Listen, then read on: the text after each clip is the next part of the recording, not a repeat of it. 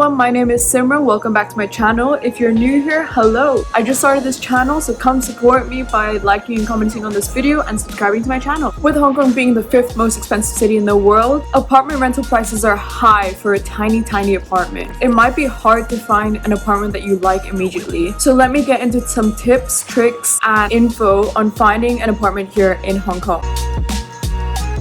If you don't know about Hong Kong, the city used to be a British colony starting from 1842, and since 1997 has been a special administrative region of China. Most people here speak Cantonese as their first language rather than Mandarin, and Hong Kong is a city in which both locals and expats are always coming and going. So the plus side of this is that there are always new apartments available every couple of months, but it also means that you have to act fast when you find an apartment that you love. In terms of where to look for an apartment, it really depends on exactly what you're looking for. Hong Kong is mainly made up of 4 regions: Hong Kong Island, Kowloon, the New Territories, and Lantau Island. Hong Kong Island was the original colony from 1842, so it has the most British, European, international influence in terms of its culture, atmosphere, architecture, etc. And it has the largest business district in Hong Kong. The second region is Kowloon. It's right across the harbour from Hong Kong Island, and it's a bit more local, but still has colonial influences because it was colonized about 20 years after Hong Kong Island in 1860. It has the second largest business district in Hong Kong, and in both Kowloon and Hong Kong Island, you can probably get away without speaking any Cantonese because most people in these areas speak at least a limited amount of English, especially because most young expats choose to live in one of these 2 regions. Then you have the New Territories, which is mainly local, as the newest former colony of the British, as it was only colonized in 1898, hence the name the New Territories. Very creative Great Britain. In this region, it's a bit more rural, life is slower here, and has more of a family vibe to it. You generally find more local and indigenous people rather than expats here, which also means that most people here don't speak English, with the exception of Sai Kung, which is filled with expat families. And finally, there's Lantau Island, which is technically a part of the New Territories as it was ceded as part of the New Territories in 1898, but its geographic location and being the largest island in Hong Kong makes Lantau its own thing. It's close to the Hong Kong International Airport, so pilots and cabin crew members usually choose to live on Lantau Island. It's both local and expat filled, and I actually grew up both around North and South Lantau with my family. There are also several major outlying islands like Cheng Chau, Lama Island, Peng Chau, Ap Lei Chau, Tung Long Chau, etc. But most of them are considered as part of the 4 major regions. These islands are a bit more of a mixed bag with both young expats as well as expat and local families, but these islands also sort of keep local culture alive. Using this history, we can understand how apartments around Central, Sheungwan, Wan Chai, even Sai Ying Pun or Kennedy Town are by far some of the most expensive apartments due to its proximity to the largest business district in Hong Kong. Kowloon is a little bit cheaper, but still relatively expensive, while the New Territories or outlying islands have somewhat cheaper apartments because of their distance from the business centers. From basic research, the minimum rental prices can start from 5,000 Hong Kong dollars per month for just 121 square foot apartment, which is about 11 square meters. For a more average sized apartment at about 300 to 600 square feet, which is 30 to 55 square meters, you could be looking at 12,000 to 15,000 for a studio or 1 bedroom on Hong Kong Island or Kowloon. Maybe about 7,000 to 10,000 for a studio or 1 bedroom in the New Territories, Lantau, or outlying islands, or about 28 to 30,000 for a 3-bedroom apartment. So at the basic starting salary of about 16 to 18,000 Hong Kong dollars, you could easily be spending half your monthly salary on rent. So in Hong Kong, you may have to compromise on a few things if you're looking to rent an apartment for yourself. But there are a few ways you can get an apartment that is decently sized, affordable, and in a good location. Tip number 1, live with flatmates. For about $5,000 to $8,000 per person, you can find a decent 2 or 3 bedroom apartment around Kowloon, Kennedy Town, Quarry Bay, and Tai Kwu. Living with others also means that you can find a bigger apartment that you can afford by splitting rent with your flatmates. Tip number 2, live in an older building with no facilities, rather than a new 60-story apartment complex where there are clubhouses and extensive facilities. Residential clubhouses usually contain pools, sports facilities, parties, event rooms, reading rooms, etc. However, older buildings are usually shorter at about 5 to 8 stories, which you most likely have to walk up without an elevator, which is quite inaccessible. But if you can bear with walking up some stairs, it's great because the inside of older apartments are usually renovated and installed with new appliances, while still being in some of the most happening neighborhoods like Central, Shangwan, Soho, Poho, or Wanchai, especially if you're in your 20s or 30s. Tip number 3, go through Facebook rental groups and find an apartment through there.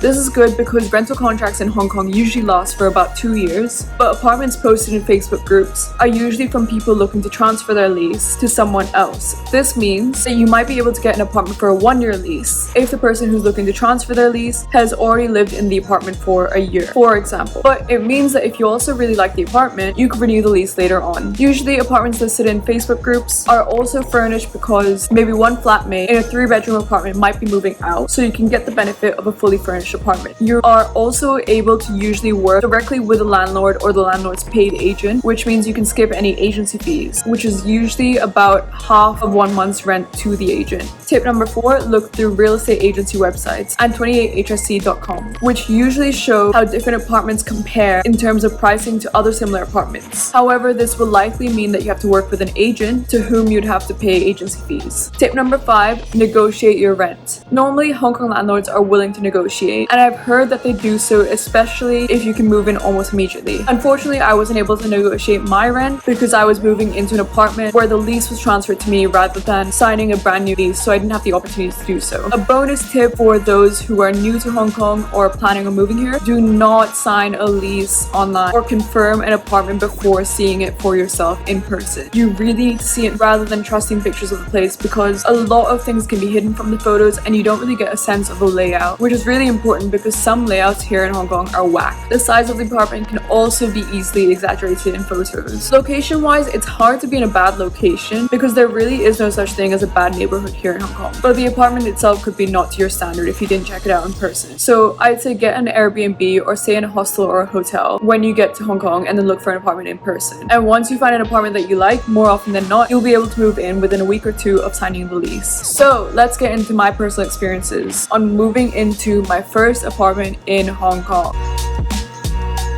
As I mentioned earlier, I grew up in Hong Kong on Lantau Island. So when I say my first apartment, I mean living on my own without my family. And honestly, moving from Lantau to Hong Kong Island felt like moving countries because of how different the experience is. I had been living with my parents through COVID, but after working and saving up for about a year, I finally decided to move out. I had looked at a few places before I found the apartment that I'm currently living in, and I finally found this place through a Hong Kong rental Facebook group. I got in contact with a person whose room I took over, brought a friend, and went for a quick tour, and I liked it so much that I put in my offer immediately. I had a quick chat with my current flatmates to see if we'd mesh well, and 1 month later I moved in. My requirements were that the apartment had to be on Hong Kong Island, somewhere between Kennedy Town and Tin Hau MTR stations, because I wanted to live within 20 minutes of work. I was fine with a 20-minute commute, whether that was by MTR, tram, or by foot, so it didn't really matter to me. I needed some natural light in my apartment, if not in my bedroom, then at least in the living room, because otherwise I get easily depressed. I wanted 2 to 3 flatmates because I prefer living with a few people and having someone to chill with at home after work. My budget was around 8,000 to 9,000 Hong Kong dollars because thank God I got a promotion around the time I was apartment hunting. I preferred a furnished apartment because I knew that I'm not going to be in Hong Kong for the long term, so I didn't want to invest in my own furniture. I needed some sort of building security, of course, and I didn't want to be in too loud of a neighborhood because I wanted to actually be able to sleep at night. And also accounting for COVID, I knew it was highly likely that work from home policies may come back, so I needed a quiet space during the day to work. And a bonus, I really wanted a shared rooftop, but I was willing to skip out on that if I found an apartment that I really liked. When I found my apartment, it ticked all my boxes, and honestly, I was in love. So my apartment basics, it is a 3-bedroom with a flatmate in each room. It's about 900 square feet gross with a net size of about 600 square feet. I have the smallest room, so I pay a bit less than the rest, which is just over 9,000. It's a furnished apartment by the landlord, and Wi-Fi, gas, and electricity are about $200 to $300 $100 extra per month. When I signed the lease, there was a 20% stamp duty, which was about 1,800 Hong Kong dollars, which the previous tenant and I split, as well as a $2,000 admin fee, which I paid for entirely. The security deposit was equivalent to about 2 months rent, and of course I had to pay the regular rent for the first month in advance. So all in all, I had to pay about 3.5 months worth of rent for all the deposits, admin and stamp fees, and I had to provide my Hong Kong ID, or you can provide your passport if you're new to Hong Kong, as well as pay stubs or my employment contract as proof of income. So let's go into the apartment tour! Welcome to my apartment. I'm filming in the evening, so some of our lights are on. The living room gets beautiful natural light in the morning, which is really nice. As I mentioned, the entire apartment came furnished by the landlord, including the paintings, except for the ones by the window, which my flatmates and I did. There's plenty of space to put our shoes, and you can see my moon boot, and there's an aircon above that. The kitchen has this island bar thing with 2 high chairs, and the island makes a difference in terms of counter space, especially while cooking. Storage space is a little bit limited because the kitchen is small, but we manage as 3 people. So here is our fridge. We have an oven and a toaster, as well as an induction stove. Our dish rack is in the corner, and we have a window looking out onto our terrace. Here is the hallway, and that's me. The bathroom is modern looking and decently sized. It has our laundry machine with both washer and dryer functions, although we only use the washer function and use the laundry rack in the living room to dry our clothes. It also has a stand-up shower with a sliding door. There's plenty of counter space as well as storage space in the cupboard under the sink. And hello again. This is one of my flatmate's rooms. She has the same view as the living room, so gets a lot of natural light in the morning. And there is plenty of wardrobe and storage space on the right. This is my other flatmate's room. I think both rooms fit queen-size beds. Her wardrobe is on the left. And this is my room. It's smaller than the other 2, but it still fits a double bed. Under the bed there are 3 drawers, and 1 is in that corner. You can also lift the mattress for more storage space at the other end of the bed. The bed, the nightstand, the ladder, the Eiffel Tower frame, and the dehumidifier all came with the room. But I bought the shelf from Amazon, which I was supposed to paint to match the wardrobe and the bed colors, but I just didn't. This is my wardrobe, as you can see with my clothes in there. It didn't have any shelves, so I bought this hanging shelf and the storage boxes from Miniso. And of course, with Hong Kong being hot and humid, each room has an AC installed. My room overlooks the terrace, which is really nice for privacy, but it doesn't get any natural light, unfortunately. Okay, so this is the terrace. It's really great and unique, especially during COVID or work from home restrictions. Most apartments in Hong Kong don't really have a nice terrace. Usually they have a balcony at most, so I really love it here. I like to have my friends over here, paint sometimes, or just chill and listen to music. The terrace came fully furnished with all the plants and patio furniture. We have an amazing shared and fully furnished rooftop. They're doing a little bit of renovation, so ignore that.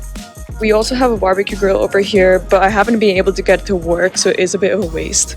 And as you can see, the view is great.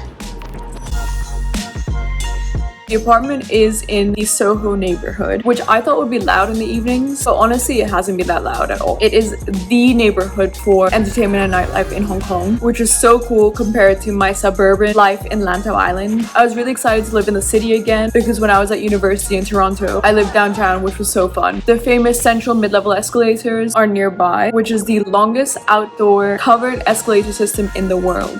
It's been so handy to use, especially since my foot's been broken, so it's been nice to be able to go up the escalators from Central without needing to take a taxi every time. There are plenty of coffee shops, restaurants, and cultural sites nearby, such as Taekwon and PMQ. There are also several supermarkets, and honestly everything you need is just within a 5 to 10 minute walk. Whether it's a beauty salon, lash salon, nail salon, hair salon, all the salons, massage parlors, flower shops, clothing stores, gyms, art galleries, everything you can think of is nearby. You can even hike up to the famous Victoria Peak straight from Soho. Both the Central and Sheung Wan MTR stations are about a 10-minute walk away, so you can easily go around Hong Kong. The Central Piers are about a 15-minute walk away for when you want to take a ferry to the outlying islands or the Star Ferry to Tsim Sha Tsui. My office is also in Central, so it's about a 15-minute walk, and it's so great to just be able to walk through the city in the morning or even walk through hidden tree-lined paths down to Central. Overall, I'm really happy I'm living here. I've met so many new people, and having grown up in Hong Kong, you'd think I'd be bored by now, but becoming a city girl has really created a brand new experience in my lovely hometown, Hong Kong. Thank you so much for watching. Please like, comment, and subscribe if you enjoyed this video, and I will see you next week with another video. Bye!